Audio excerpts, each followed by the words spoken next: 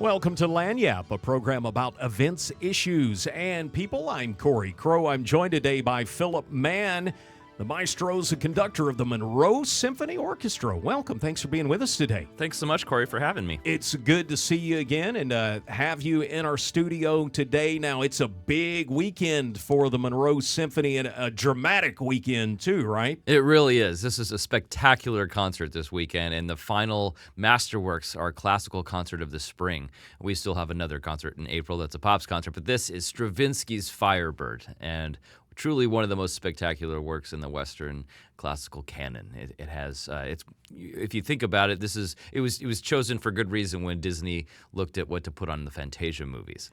Tell folks, maybe they don't know Stravinsky. Why is Stravinsky an important person? Stravinsky was...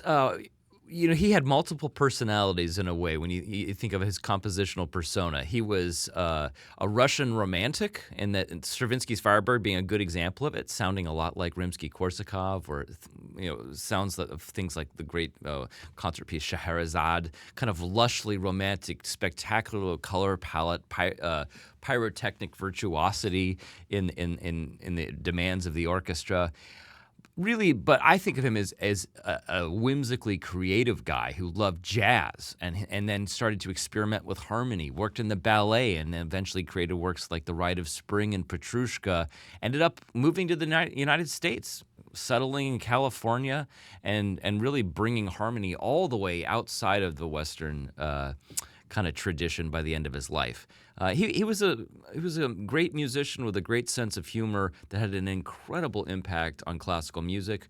But for your listeners, I would think that the greatest impact might be that I can't imagine almost any film score of the last 75 years having been written were it not for Stravinsky's contributions to the art form. Now, you'll be at Brown Auditorium on the ULM campus, 7 p.m. Saturday night, February 17th.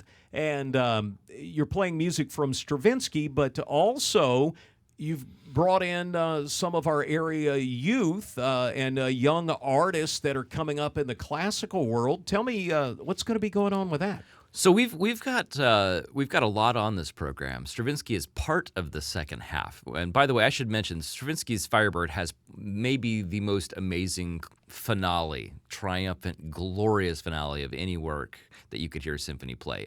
It's kind of one of these works where you almost remember who you're with and where you were the first time you heard it. So it's a great opportunity for somebody to bring a friend or a family member to the symphony who hasn't heard a symphony before. You don't have to know you like symphonic music to fall in love with this program and this great orchestra here. On the other parts of the program, we have not one soloist, but two soloists. The first person is Richard Seiler, who is a longtime stalwart, big member of the musical community here in Monroe and the entire region, a longtime member of the faculty at ULM, fantastic pianist, and he's playing his favorite work in the piano concerto repertoire, Prokofiev's Third Piano Concerto. It's one of, I admit, I guess I'm not supposed to have favorites as a conductor, but it is one of my absolute favorite works in the entire repertoire. I even met my wife playing that piece. I mean, it is a work that musicians love to share with each other. We love it so much. So very excited about Rick bringing a treasured piece to share it with our audiences. But Lagniappe, on top of that, I learned this word today. Right. It's a good word. It's a great word. We have a Lagniappe for our listeners. We've got a second soloist, and that's Samuel Garcia, who is the 2023 MSO Emerging Artist Competition winner.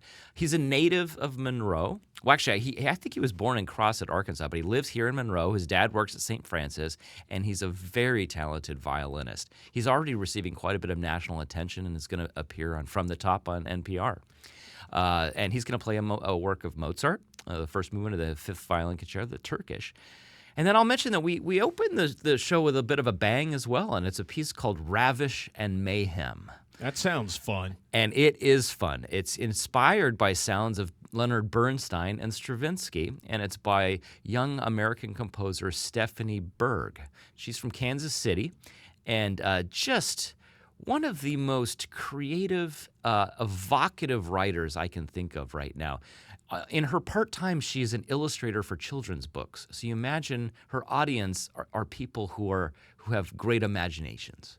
And it's just a romp to start the program with this Ravish and Mayhem that really tells the story of like an Arabian bazaar and all of the different stalls and all the different characters you see. So those 4 pieces all go together to create a pretty evocative, diverse program that I think longtime symphony members and listeners will love, but it's also a great opportunity for someone to hear a symphony for a first time. The concert will be at Brown Auditorium, and I asked you, I was like, how you guys all going to get in there? It's going to be a tight night on stage for the symphony, isn't it? You get great value for your money this week. We've hired a lot of musicians, and we've got them crammed up there on stage. I will mention specifically for your listeners, the concert's at 7 p.m., and that's a change that's a response to requests we're hearing from our listeners.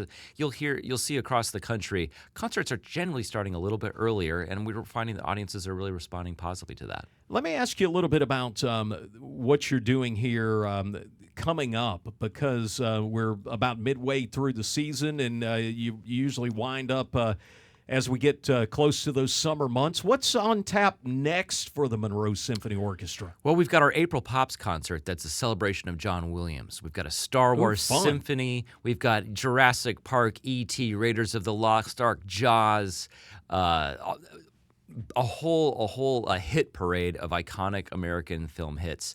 I'll also say that one of the reasons why I'm here is the symphony's on a roll right now. We've got transformational, inspired leadership, and I think it's becoming a story that everyone here could be really proud of. That's great news, and the best way to help the Monroe Symphony is to get out and get those tickets, right? Absolutely. Go to mymso.org, 7 o'clock on campus tomorrow night.